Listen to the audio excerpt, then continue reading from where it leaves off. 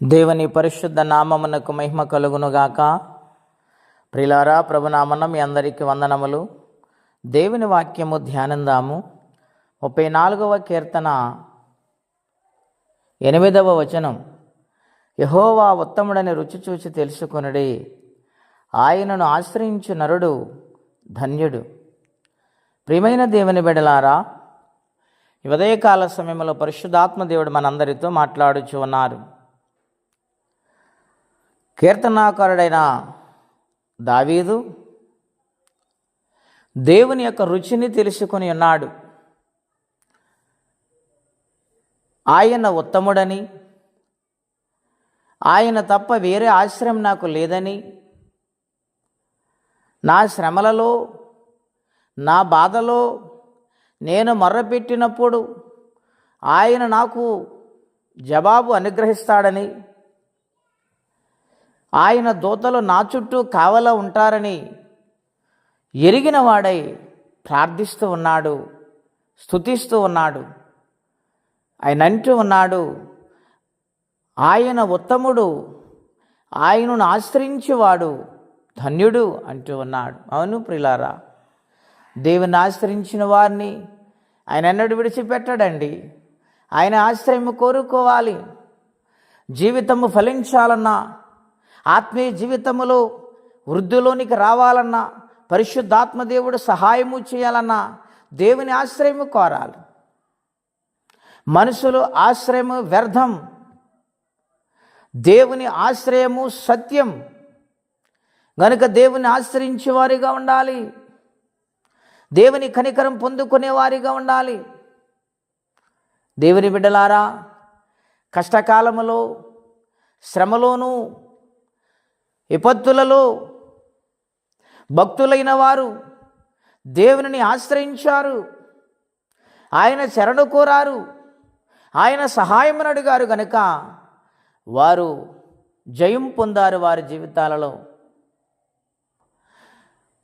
లోకాసువార్తలో దేవుని బిడ్డలారా, ఒక స్త్రీ ఆయనని ఆశ్రయించింది. ఆమె పాపాత్మురాలు, ఆయన పాదాలు కడిగింది. గనుక దేవుడు ఆమె పాపములు క్షమించి, ఆమెని ప్రేమించి, ఆమెను దీవించాడు. కన్నీటితో ఆయన పాదాలు కడిగింది. అలాగని ప్రియమైన దేవుని బిడ్డలారా, మనం ఏ విధముగా దేవుని ఆశ్రయిస్తున్నాం?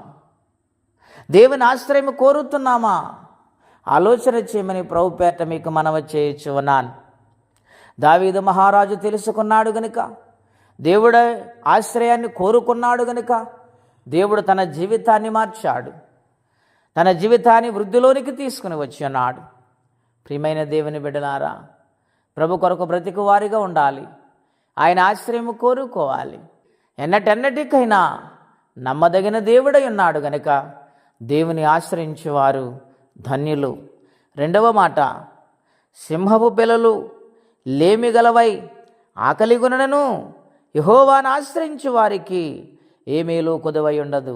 అవును ప్రియులారా, అడవిలో సింహమునకు ఒక్కొక్కసారి ఆహారం లేకపోయినా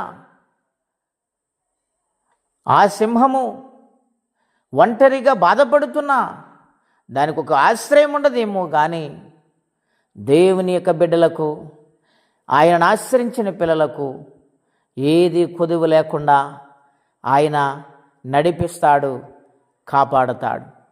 అటువంటి దీవెన ప్రతి ఒక్కరం పొందుకుందముగాక. ప్రార్థనండి. అత్యంత కృపగలిగిన దేవా, మహోన్నతమైన మీ నామం కొరకే వందనాలు. మీ మహాకృప దయను బట్టి ఈ ఉదయకాల సమయంలో నిన్ను ఆశ్రయించి వారు ధన్యులని మాతో మాట్లాడుతూ వచ్చున్నారు.